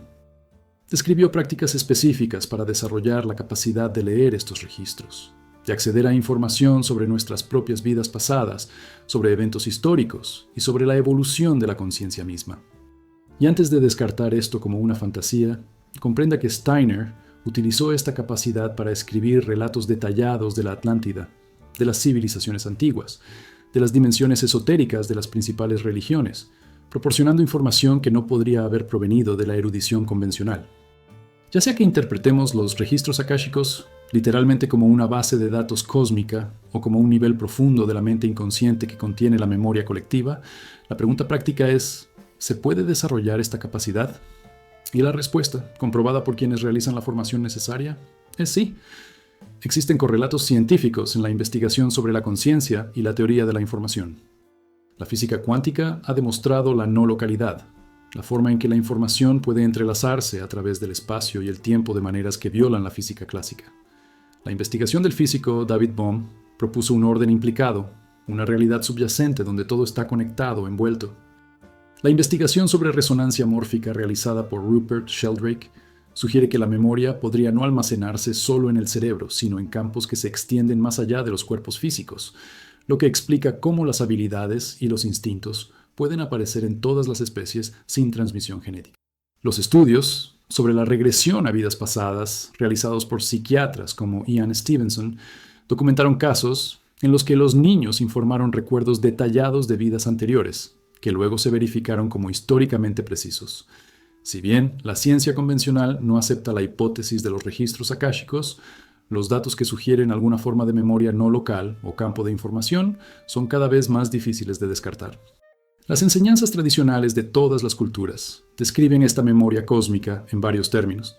En la filosofía hindú, Akasha es el quinto elemento, el éter, sustrato subyacente a la realidad física, donde se almacenan las impresiones de toda acción. Los yogis que desarrollan ciertos siddhis o poderes pueden acceder a este nivel de realidad. En el budismo, la conciencia alaya vijnana o almacén contiene semillas de todo el karma pasado, de todas las experiencias previas. En la enseñanza cabalística existe el concepto de Yesod, el reino fundamental donde la luz astral registra todos los fenómenos. La mística cristiana habla del libro de la vida, donde se registran todos los hechos. Las tradiciones indígenas de todo el mundo hablan de tiempos de ensueño, líneas de canciones, formas de acceder al conocimiento sobre lugares pasados, futuros y distantes a través de estados alterados. Lo que es consistente es el reconocimiento de que la conciencia, cuando se entrena adecuadamente, puede acceder a información más allá de la percepción sensorial ordinaria, más allá de la memoria individual, accediendo a un campo de conocimiento más amplio. Las señales de que estás empezando a acceder a estos niveles más profundos de la memoria son sutiles, pero distintivas. Tienes sueños de otros tiempos, otros lugares, otras vidas, que parecen más reales que los sueños ordinarios. Experimentas un conocimiento espontáneo sobre periodos históricos o lugares que nunca has estudiado. Conoces a alguien y tienes un profundo reconocimiento instantáneo. Sientes que lo has conocido antes. Visitas el lugar y conoces el camino a pesar de no haber estado nunca allí. Durante la meditación surgen imágenes, escenas, narrativas que no se sienten como imaginación, sino como recuerdos, excepto que no son de la vida actual. Experimentas frecuencia de déjà vu o ente-mente, sensación de haber vivido momentos antes. Tienes habilidades o conocimientos que no se correlacionan con tu educación o experiencia en esta vida. Los niños pequeños suelen tener un mayor acceso a estos recuerdos antes de que la socialización los entrene a ignorar esta dimensión. Razón por la cual, a veces, hablan de cuando era grande antes, o describen detalles de vidas anteriores. Las etapas de desarrollo para acceder a los registros akáshicos siguen la progresión que Steiner describió sistemáticamente. La primera etapa es la purificación de la conciencia a través de la meditación y la vida ética, creando la claridad necesaria para la percepción sutil. La segunda etapa consiste en desarrollar una concentración lo suficientemente poderosa como para mantener la atención en imágenes internas sin distracciones. La tercera etapa es aprender a distinguir la percepción akáshica genuina de la imaginación, la fantasía y la realización de deseos, lo que requiere una autoevaluación honesta e idealmente una verificación por parte del maestro que haya desarrollado esta capacidad. La cuarta etapa es aprender a ingresar los registros intencionalmente, haciendo preguntas específicas, buscando información específica, en lugar de simplemente recibir impresiones aleatorias. La quinta etapa es desarrollar la capacidad de leer no solo el propio pasado, sino también la historia humana colectiva, la evolución cósmica e incluso los futuros potenciales. Este nivel fue lo que Steiner llamó ciencia espiritual, utilizando la clarividencia entrenada como herramienta de investigación. Y acceder a estos registros transforma tu comprensión de quién eres.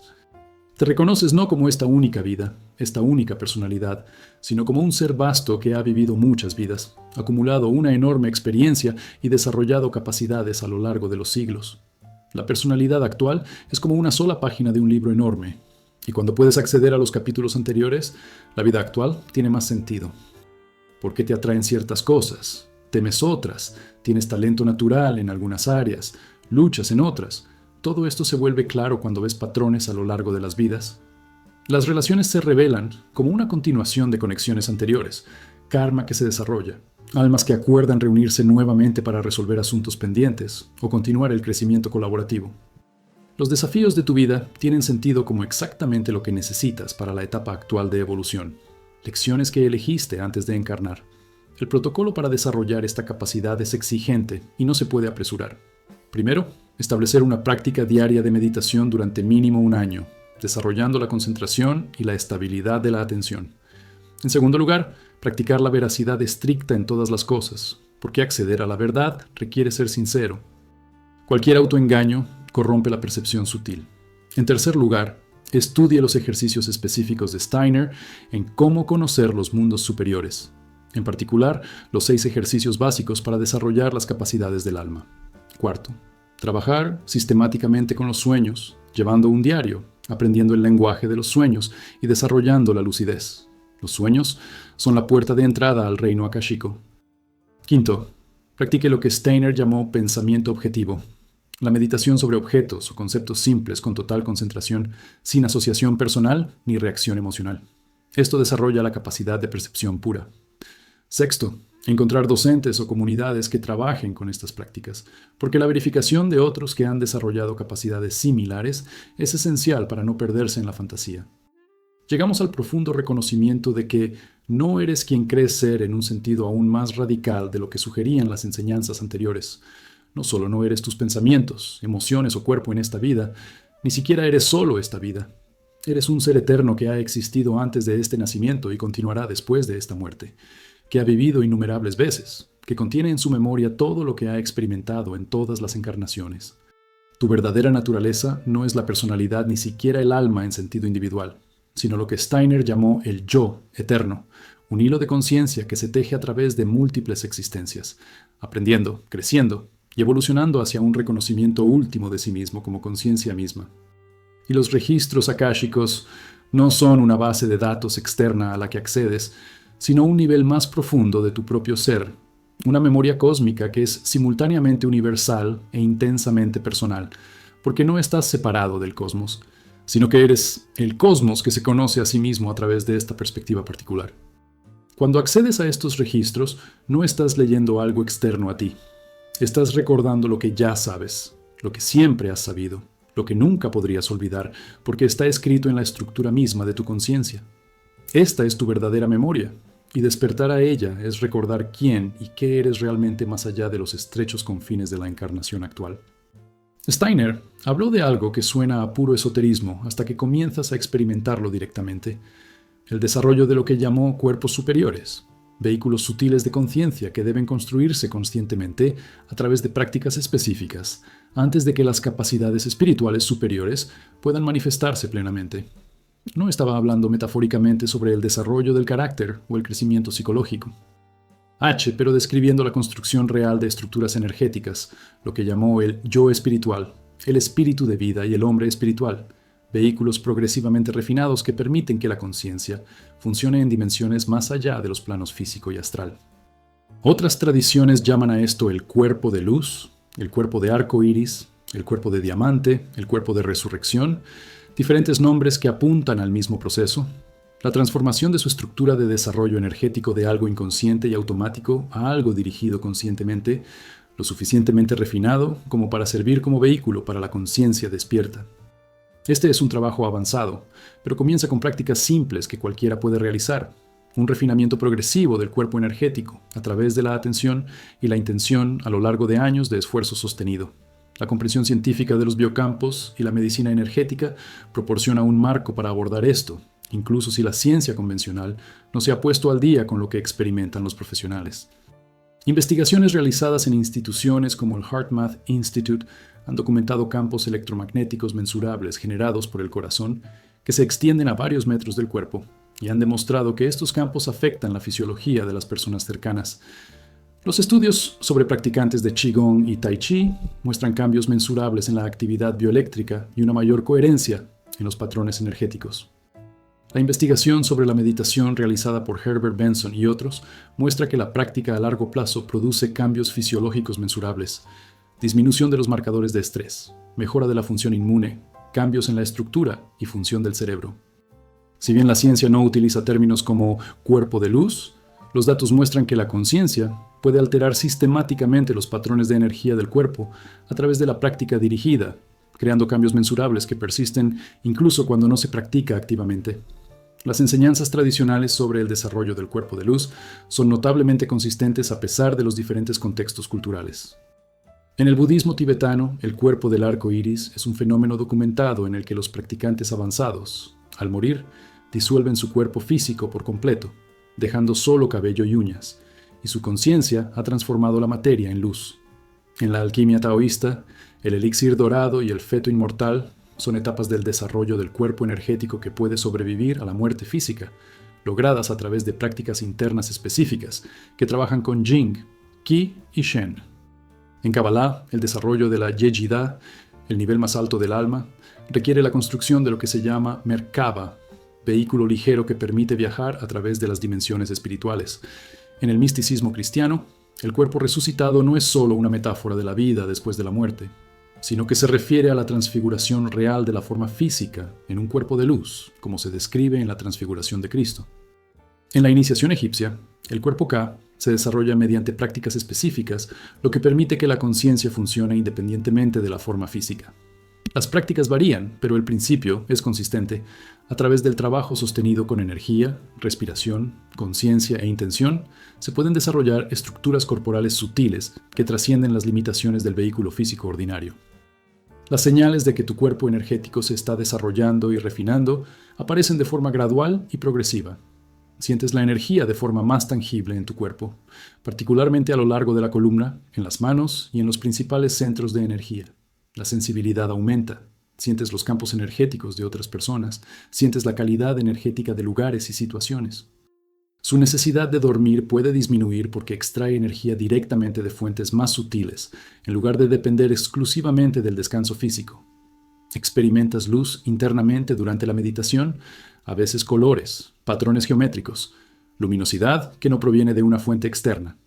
Tu cuerpo puede pasar por procesos de purificación, síntomas de desintoxicación, liberaciones emocionales, reestructuraciones físicas que la medicina convencional no puede explicar. Es posible que experimentes calor, movimientos espontáneos, grillas, como movimientos de energía a través de canales que se abren.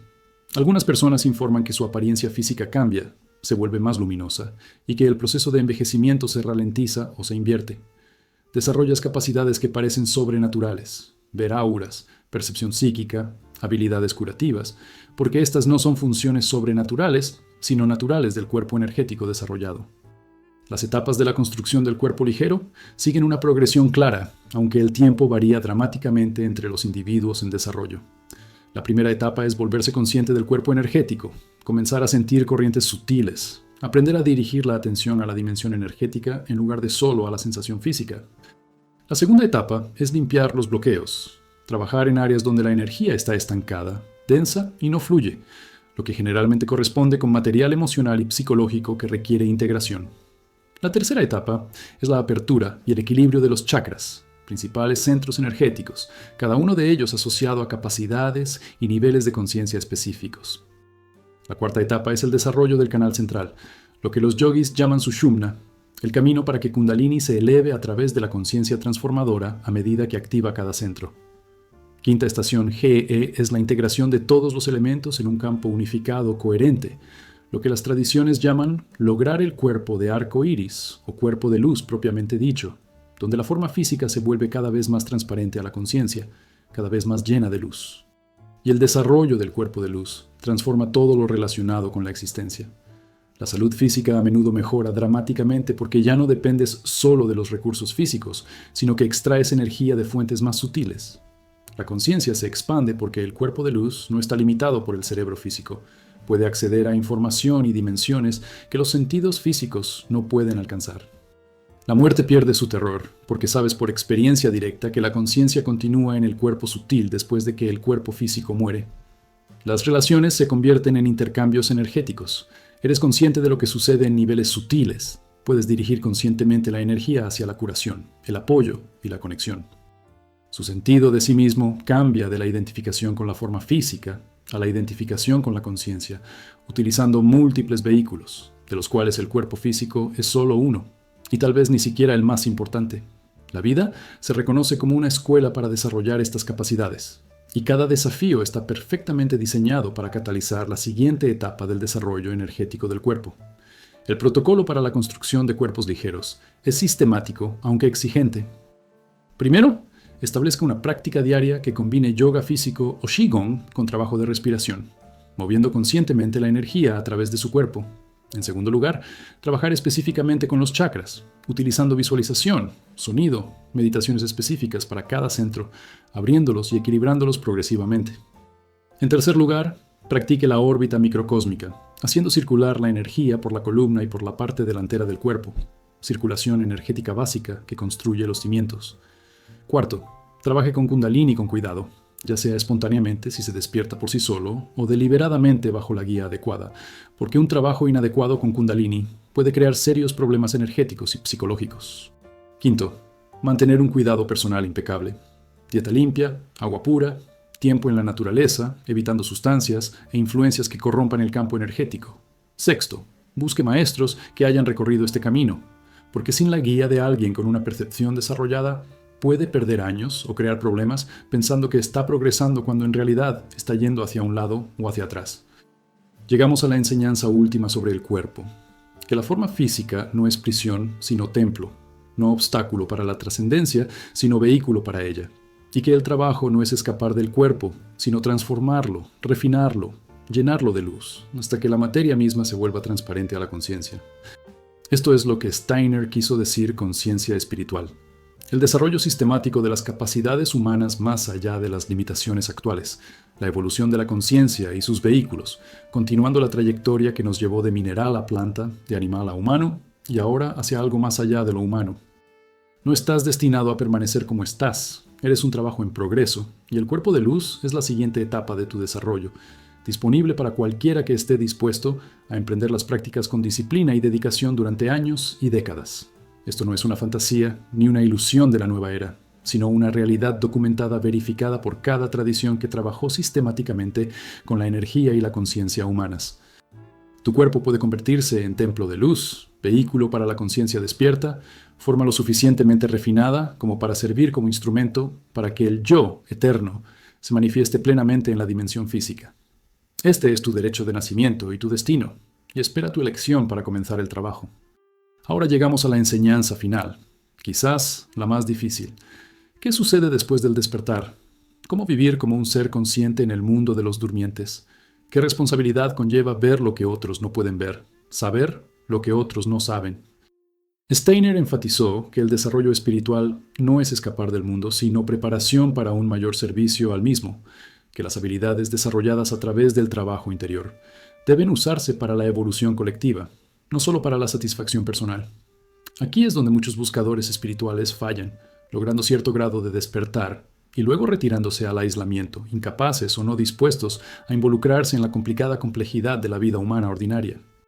Pero el despertar genuino no te separa de la humanidad. Profundiza tu conexión con ella, tu compasión por ella, tu voluntad de participar en su evolución, incluso sabiendo que la evolución es lenta, dolorosa y está llena de reveses y sufrimiento. La persona despierta no trasciende la condición humana, la encarna más plenamente, trayendo la luz de la conciencia a la oscuridad del sueño colectivo. La investigación sobre el crecimiento postraumático y las experiencias transformadoras muestra un patrón consistente. Las personas que experimentan una transformación profunda a menudo se sienten aisladas, incomprendidas, incapaces de comunicar lo que han experimentado a otras personas que no han tenido experiencias similares. Estudios sobre la integración de experiencias cumbre, particularmente por Stanislav Grof y otros que trabajan con PSI. Chedelic Therapy enfatiza que la experiencia en sí es menos importante que cómo se integra en la vida diaria. Las investigaciones sobre el altruismo y la compasión muestran que las personas con una fuerte práctica contemplativa y desarrollo espiritual demuestran constantemente mayor empatía, generosidad y voluntad de servir a los demás. Los estudios sobre significado y propósito muestran que las personas que han experimentado un despertar o una transformación profunda reportan un mayor sentido del significado de la vida y un compromiso más profundo para contribuir a algo más grande que los intereses personales. La ciencia está confirmando lo que las tradiciones siempre han enseñado. El desarrollo espiritual genuino aumenta, en lugar de disminuir, el compromiso con el mundo y la preocupación por el bienestar colectivo. Las enseñanzas tradicionales enfatizan unánimemente que el despertar trae responsabilidad, no privilegios. El voto del Bodhisattva en el budismo es un compromiso explícito de continuar encarnando, de retrasar la liberación final, hasta que todos los seres sean liberados. El despierto regresa al mercado, ayuda a los demás, no se queda en la montaña en la dicha solitaria. En el misticismo cristiano, la etapa unitiva no termina con la unión con lo divino, sino con el regreso al mundo como instrumento de la voluntad divina, sirviendo a los más pequeños, a los que sufren, a los perdidos. En Kabbalah, quien llega a Keter debe descender nuevamente a través de todos los Sefirot, trayendo luz a todos los niveles, rectificando el mundo. En las tradiciones chamánicas, el iniciado que sobrevive al viaje al mundo espiritual regresa como sanador, guía y puente entre mundos para la comunidad. El propio Steiner ejemplificó esto, llevando la ciencia espiritual a aplicaciones prácticas: educación, Waldorf, agricultura biodinámica, medicina antroposófica, movimientos de renovación social, no porque estuvieran separados del trabajo espiritual, sino porque eran un trabajo espiritual manifestado en el mundo. Las señales de que alguien ha logrado el despertar sin responsabilidad son lamentablemente comunes en las comunidades espirituales. Hablan el lenguaje de la iluminación, pero carecen de la bondad humana básica. Han tenido experiencias profundas, pero siguen siendo emocionalmente inmaduros, incapaces de mantener relaciones sanas. Afirman no tener apego, pero en realidad están disociados, desconectados de los sentimientos humanos. Hablan de no dualidad, pero crean jerarquías en las que son superiores a otros no iluminados. Persiguen infinitas experiencias cumbres, materialismo espiritual, coleccionando estados como trofeos en lugar de profundizar su servicio. Utilizan conceptos espirituales para eludir el trabajo psicológico, evitar lidiar con el trauma y justificar el egoísmo o la manipulación. El verdadero despertar no se muestra en experiencias extraordinarias o poderes espirituales, sino en cualidades humanas ordinarias: bondad genuina, paciencia, humildad, voluntad de ayudar sin necesidad de reconocimiento, capacidad de estar con el sufrimiento sin intentar arreglarlo, aceptación de la vida tal como es mientras se trabaja para mejorarla. El desafío del desarrollo que supone la integración es quizás más difícil que el despertar mismo. La primera etapa es el regreso, regresar de una experiencia cumbre o de un periodo de práctica intensiva a la realidad ordinaria y descubrir que ya no es tan común. Todo parece diferente, pero debes funcionar en un mundo que no ha cambiado, entre personas que no experimentaron lo que tú experimentaste. La segunda etapa es aprender a traducir, encontrar un lenguaje para comunicar experiencias inefables sin parecer loco, ni quedar atrapado en conceptos espirituales. La tercera etapa es descubrir tu forma única de servicio, cómo tus dones y circunstancias particulares te posicionan para contribuir al despertar colectivo. La cuarta etapa es mantener la práctica mientras estamos involucrados en el mundo, manteniendo la conexión con la fuente mientras lidiamos con las demandas de las relaciones, el trabajo y la vida diaria. La quinta etapa es reconocer que no existe una etapa final, que el desarrollo continúa indefinidamente, que el despertar no es un logro, sino un proceso continuo que requiere un compromiso constante. Y vivir como un ser despierto en un mundo dormido requiere capacidades y prácticas específicas. Debes desarrollar lo que Steiner llamó pensamiento del corazón, la capacidad de pensar con claridad mientras permaneces emocionalmente abierto, de analizar sin disociarte, de sentir profundamente sin sentirte abrumado. Debes aprender a hablar varios idiomas, comunicándote con personas de su nivel de desarrollo en lugar de imponer tu perspectiva. Debes desarrollar paciencia reconociendo que la evolución avanza a su propio ritmo, que no puedes obligar a otros a despertar. Solo puedes crear condiciones donde el despertar sea posible. Debes mantener tu propia práctica sabiendo que permanecer despierto requiere una vigilancia constante, que volver a dormir siempre es posible, que la conciencia debe renovarse continuamente a través de la práctica, el estudio y la comunidad. Deben encontrar a otros que hagan este trabajo, porque recorrer este camino solos conduce a la inflación o a la desesperación. Necesitas controles de la realidad por parte de aquellos que pueden ver lo que tú ves, que pueden señalar tus puntos ciegos, que pueden hacerte responsable de tus valores más elevados. El protocolo para EMB, el despertar odiado, es un compromiso de por vida, no un taller de fin de semana. Primero, establece una práctica diaria que base el despertar en tu vida actual. Meditación, estudio, servicio, cualquier cosa que te mantenga conectado a la fuente y comprometido con la evolución. En segundo lugar, encuentre su trabajo en el mundo, no necesariamente su trabajo o carrera, sino su contribución única, lo que solo usted puede hacer debido a la combinación de sus dones, heridas, circunstancias y desarrollo. En tercer lugar, mantén la relación incluso cuando sea difícil, utilizando la relación como campo de práctica para el despertar, dejando que los demás sean tus maestros, tus espejos, tus oportunidades de compasión. Cuarto, permanece humilde, sabiendo que no sabes, que cada percepción es parcial, que la realidad es mucho más vasta de lo que cualquier marco puede contener. Quinto, sirve sin necesidad de resultados, haciendo el trabajo porque es tu trabajo, no porque verás una transformación en tu vida. Sexto, cuídese sabiendo que no puede servir desde un estado de agotamiento, que el servicio genuino requiere integridad, que el cuidado personal no es egoísta sino necesario para un compromiso sostenible. Llegamos al reconocimiento final de que el despertar no es un fin, sino un comienzo, que todo lo que has aprendido a través de estas enseñanzas es una preparación para el trabajo real, vivir como un ser consciente, en un mundo que necesita desesperadamente conciencia. Servir a la evolución de la humanidad a través de tu expresión única de conciencia despierta. Ser luz en la oscuridad no como una metáfora, sino como una realidad vivida. No despertaste por ti, despertaste por todos nosotros, porque en verdad no hay separación. Tu despertar está contribuyendo al despertar colectivo, aunque nunca hables de ello, aunque nadie lo sepa. La frecuencia de la conciencia en sí misma es contagiosa. La presencia misma enseña, y al hacer tu trabajo interno, al mantener tu práctica, al vivir con integridad y compasión, estás participando en el trabajo más importante que existe, el despertar de la conciencia humana del sueño de milenios. Esto es a lo que Steiner dedicó su vida, a lo que todos los verdaderos maestros a lo largo de la historia han señalado, y lo que ahora te toca a ti encarnar. Recordar que eres el soñador, no el sueño, la conciencia misma testigo del gran teatro de la existencia, y llevar ese recuerdo a cada momento, cada relación, cada elección. Esta es la responsabilidad del despertar, y es simultáneamente la carga más pesada y la mayor alegría, porque ahora sabes lo que no puede ser desconocido. Has visto lo que no puede ser invisible y no hay vuelta atrás, solo hacia una mayor conciencia, mayor amor, mayor servicio al uno, que aparece como muchos, recordándose a sí mismo, a través de tus ojos, a través de tu corazón, a través de tu presencia, despierta en este mundo dormido.